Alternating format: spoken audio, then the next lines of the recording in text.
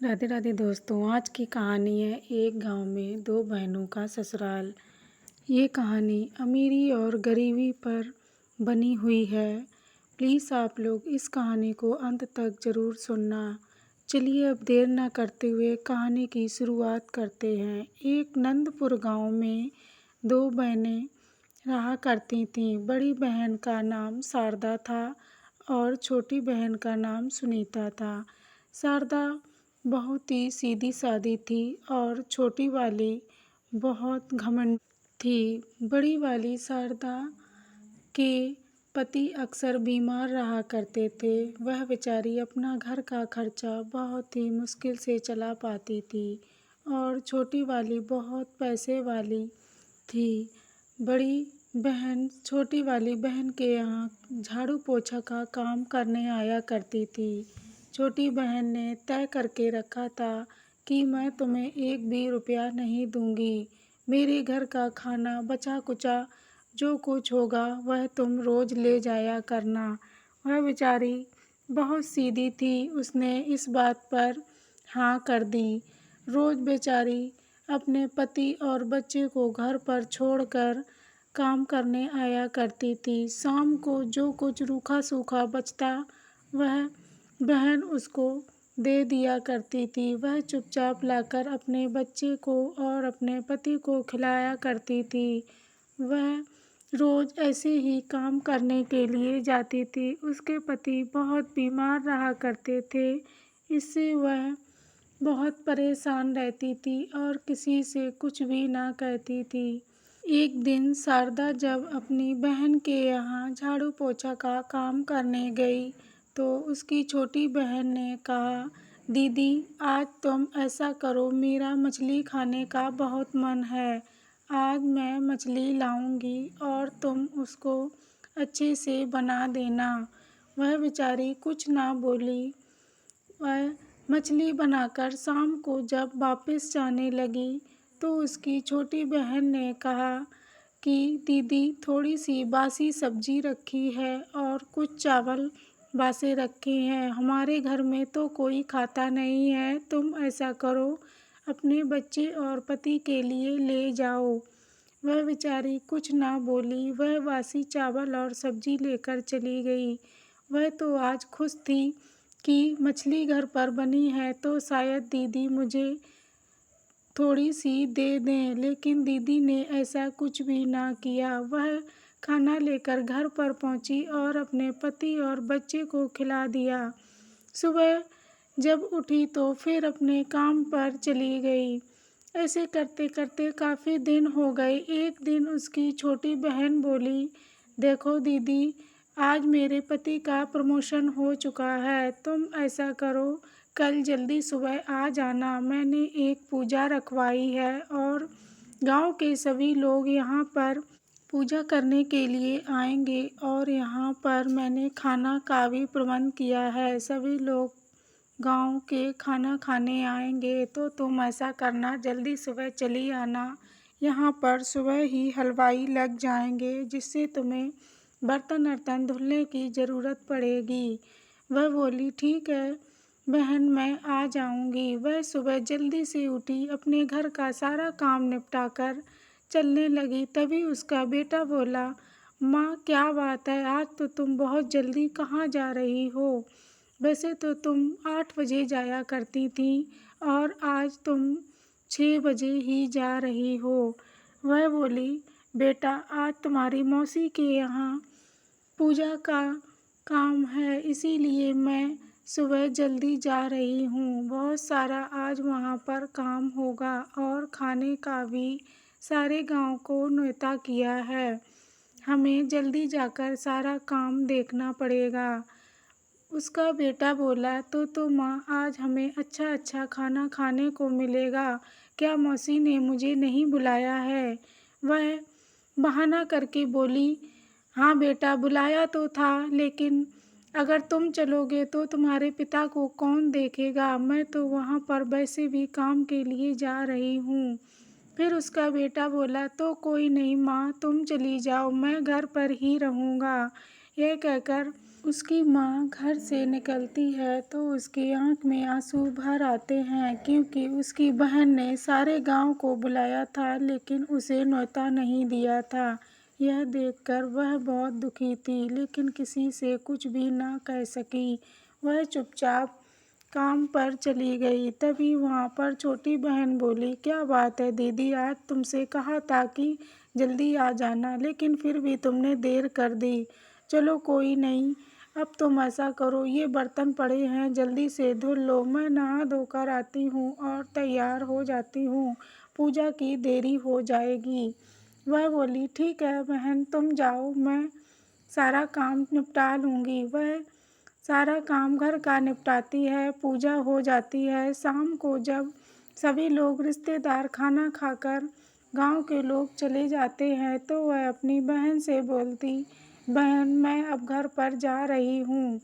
तभी वह कहती, तुम ऐसा करो, हमारे घर की ढेर सारी मिठाई और खाना बच गया है, ये सारा मेरी रसोई में रख दो और सारे बर्तन धुल कर चली जाना। वह बोली, ठीक है, मैं चली जाऊंगी। वह सारा काम निपटा कर आती है। तभी उसकी छोटी बहन बोलती, देखो ये कुछ मिठाई के टुकड़े चूर चार बचा है, तुम ऐसा करना, ये लिए जाना, तुम्हारे बच्चे खा लेंगे।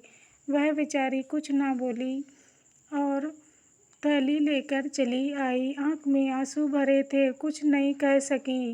रास्ते में एक मंदिर पड़ा, वह उस मंदिर में जा पहुंची। मंदिर बहुत पुराना था, नाग देवता का। वहीं पर बैठकर भगवान से बोली, नाग देवता, अगर तुम सच्चे हो तो मुझे यहीं पर आकर डस लो। मेरी बहन ने देखो मेरे साथ क्या किया है, आज सारे गांव का न्योता दिया और मुझे बुलाया तक नहीं।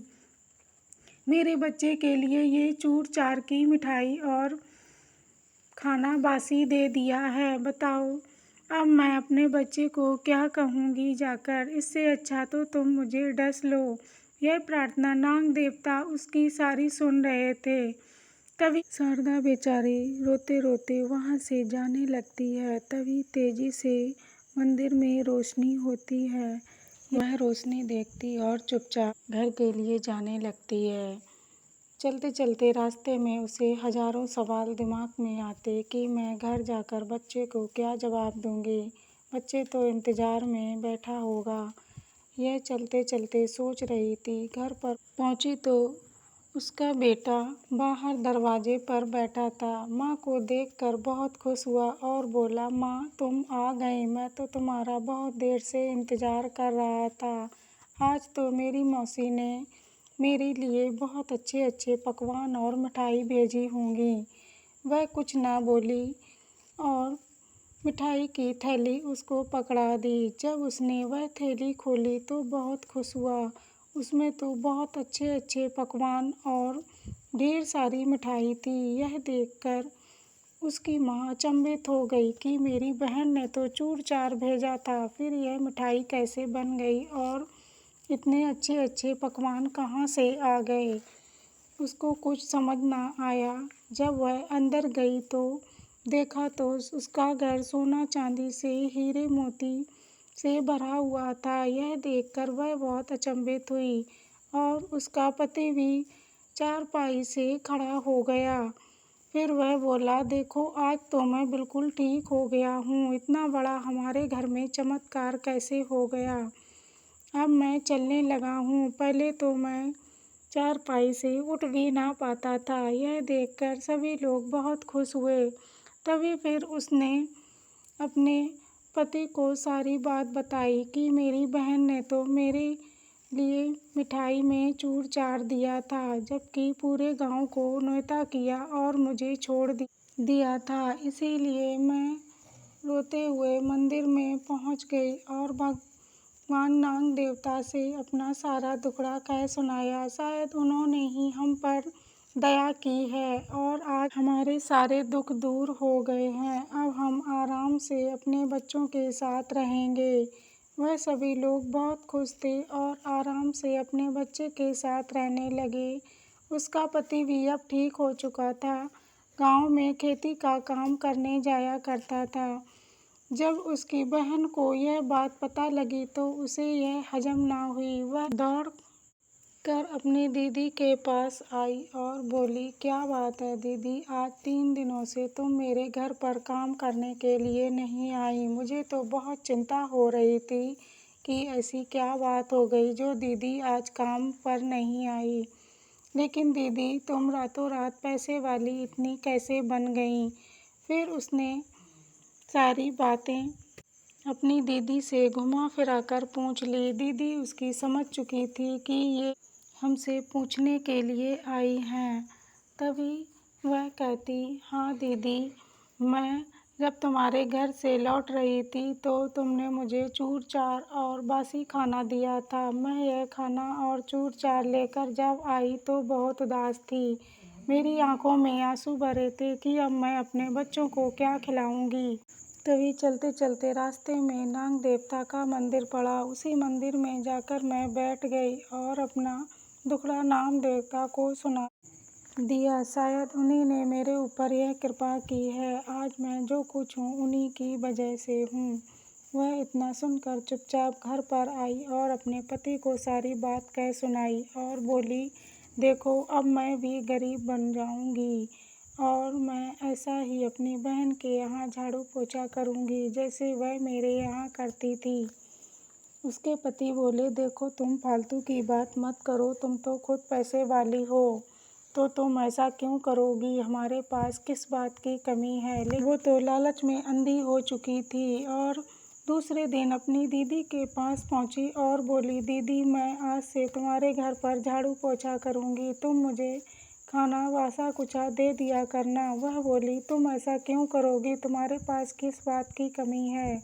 लेकिन वह ना मानी, जिद करके बैठ गई। तो उसकी दीदी बोली, ठीक है, तुम अगर नहीं मानती हो तो हमारे यहाँ झाड़ू पोछा का काम किया करो। वह झाड़ू पोछा का काम करती और शाम को उसकी दीदी ने खूब अच्छे अच्छे पकवान बनाकर उसको थैले में भर कर दिए। लेकिन उसने नहीं लिए और बोली कि मैं यह खाना नहीं लूँगी, मुझे बासी खाना दे दो, और जिद करके बैठ गई, बासी खाना लेकर गई। ऐसा उसने बहुत दिनों तक किया। फिर एक दिन बोली कि देखो मैं अब नाग देवता के मंदिर में जाऊंगी और अपना दुखड़ा कह सुनाऊंगी। और वह नाग देवता के मंदिर में गई और वैसे ही कहने लगी कि मुझे तुम डस लो, मैं बहुत गरीब हूँ और परेशान हूँ, मेरी बहन मुझे बासी खाना देती है। तभी नाग देवता प्रकट हुए और बोले कि तुम झूठ क्यों बोल रही हो, मैं यहाँ से सब देख रहा हूँ। तुम्हारी बहन ने तो अच्छे अच्छे पकवान बनाए थे लेकिन तुम वहाँ से लेकर नहीं आई। वह बोली, देखो तुम्हें कुछ नहीं मालूम है, मुझे सब पता है और मैं यहाँ पर बासी खाना रोज लेकर आती हूँ और वही अपने पति को खिलाती और खुद खाती हूँ। नाग देवता कुछ ना बोले और कहा, ठीक है तो तुम क्या चाहती हो। उसने कहा, मुझे तुम डस लो, मैं बहुत परेशान हूँ। नाग देवता बोले, ठीक है तो तुम्हारी मैं मनोकामना पूर्ण करती हूँ, आज मैं तुमको डस ही लेता हूँ। जब नाग देवता डसने के लिए चले तो वह भागकर बाहर खड़ी हो गई और बोली, मुझे माफ़ कर दो, मैं सबसे बड़ी गलती कर बैठी थी, अब मैं कभी लालच नहीं करूँगी, मुझे मत डसो। तभी नाग देवता बोले, ठीक है, मैं तुम्हें नहीं डसूँगा लेकिन तुम्हें इसकी सज़ा तो ज़रूर मिलेगी। अब तुम सारी ज़िंदगी गरीब बनकर अपनी जीवन काटना और तुम जो कष्ट वह भोग रही थी अब तुम वही कष्ट भोगोगी। यह देखकर वह रोने लगी और रो के घर पर आई तो उसके पति बोले, क्या बात हुई है और ये सब कैसे हो गया है। देखो हमारा घर तो एक झोपड़ी में बदल गया और अब हमारे घर पर कुछ भी नहीं है। तभी वह सारी बात अपने पति को कह सुनाती है। पति बोलते कि तुम तो बिल्कुल पागल हो चुकी हो, तुम्हें मालूम है मैंने कितनी मेहनत से अपना घर में सामान जुटाया था और अपनी मेहनत से इतना अच्छा घर बनाया था, तुमने सब कुछ बर्बाद कर दिया और अब तुम बिल्कुल मेरी नज़रों से दूर हो जाओ। ऐसे पति पत्नी में झगड़ा हो जाता है और उनके घर में कलेश होना चालू हो जाता है। तो दोस्तों कैसी लगी ये कहानी, अगर अच्छी लगे तो हमें कमेंट में ज़रूर बताना और ऐसी कहानी सुनने के लिए मेरे साथ जुड़े रहना। चलिए तो अब हम कल फिर एक नई कहानी के साथ मिलेंगे। राधे राधे।